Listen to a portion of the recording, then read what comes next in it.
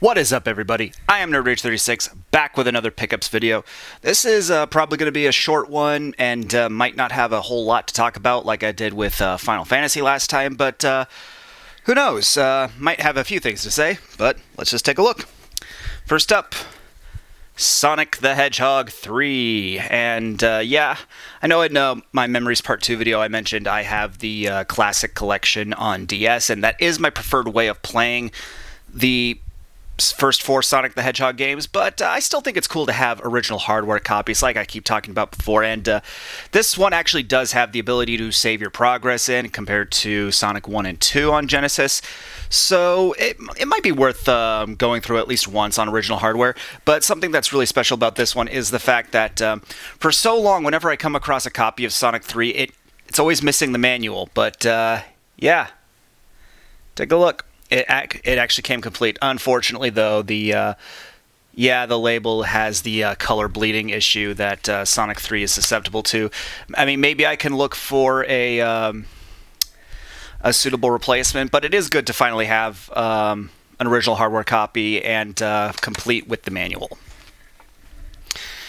Next up, I got a strategy guide for Valkyria Chronicles. Now, I haven't actually gotten into this series yet, but it is something I've been very interested in, for a reason I'll show you in a bit. But it's similar with Final Fantasy Tactics. I'm a little more interested in... and Tactics Ogre. I'm starting to get a little more interested in tactical games after playing 13 Sentinels. And even though it is fun to figure out strategies, again, I like having strategy guides just in general, but also just for the maps and whatnot. So it's cool to have this.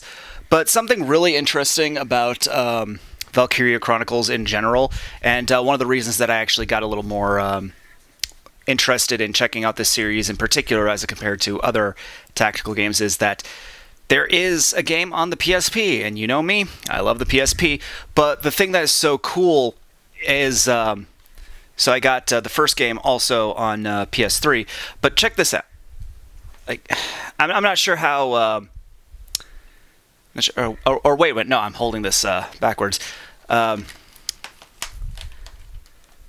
Yeah, look at that.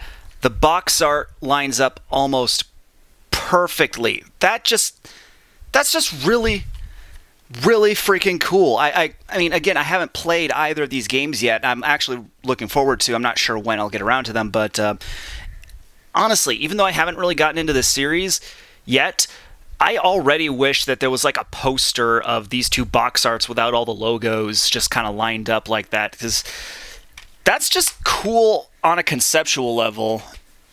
And yeah. Like, as shallow as it is, just that alone, the fact that it's one of the games is on my favorite console, and the art just looks really cool, especially lined up like that. Especially if those two games kind of coincide with one and the other. Like, it's not just like a separate story, but it's called two. But like, if they kind of lead into each other, I think the matching box art is really a nice touch. But speaking of matching box arts and the PSP. Oop. Star Ocean. Look at that. I know it's old news at this point, but that is so freaking cool, the matching box art. But I do have a funny story about finding these Star Ocean games on PSP, First Departure and Second Evolution. So you'll all know what You'll know what I'm saying when I say this, but I would see this first game, First Departure, basically everywhere. Like, this is an extremely common PSP game. But I would never really come across Second Evolution that much. Like, the one place I would find it, like, around my area, they had it for like double the price of what it's actually worth, and especially because they also keep it in this like protective shell, so it's one of those games that like you won't even be able to tell if it's complete or in really good condition or not until you already pay for it. So, and again, they're charging twice as much as it's worth, so I was never going to pick this game up, and I figured that because of the matching box arts, and I can only assume that these two games, like, like I said with Valkyria Chronicles, they like one leads into the other. I didn't want to get one without the other, especially if like if the story, like, unless the stories are like a substantial amount of years apart from each other. But if they do just so happen to like immediately go into the other, it's something that I would want to play right after whenever I get around to these. So it's like I don't want to get one without the other, again, especially because the matching box art. So it was kind of just on the afterburner, or on the back burner. Sorry, yeah. Afterburner is a Sega game, just like Valkyria Chronicles. Haha. Anyway, so it was a while before I decided to pick these up because I just wasn't finding this anywhere, especially for a good price. Eventually, I did though. Like, just actually it was about a week ago, around the same time I found Final Fantasy. So I picked it up. I'm like, great! And the first game is insanely common, so it won't be too hard to find. And yet, you know what I'm talking about.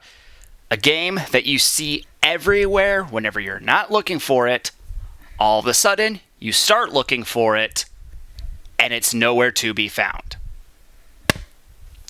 But hey, I just think that's kind of funny, and yeah, I finally have them. I got them both, and it was frustrating because I've been looking for 2 weeks to get the first game ever since I got this one. So it's just like, why only when you're looking for something is it impossible to find? I don't get it. And I'm sorry I keep doing this, but seriously, look at how cool that is. I know nothing about the Star Ocean series, but this is, as shallow as it is, this is enough to get me interested, much like with Valkyria Chronicles. But yeah, that was a funny story and just really cool to finally get those games. And yeah, like I said, not a whole lot to talk about, but it was interesting nonetheless, and some really good games as well. It's not like just some shovelware or filler titles. It was some actually good stuff. Even though it is a little redundant, me owning the Genesis copy when I already have the DS copy. But again, I like video game history. With all that, I am NerdRage36, and I'll see you later.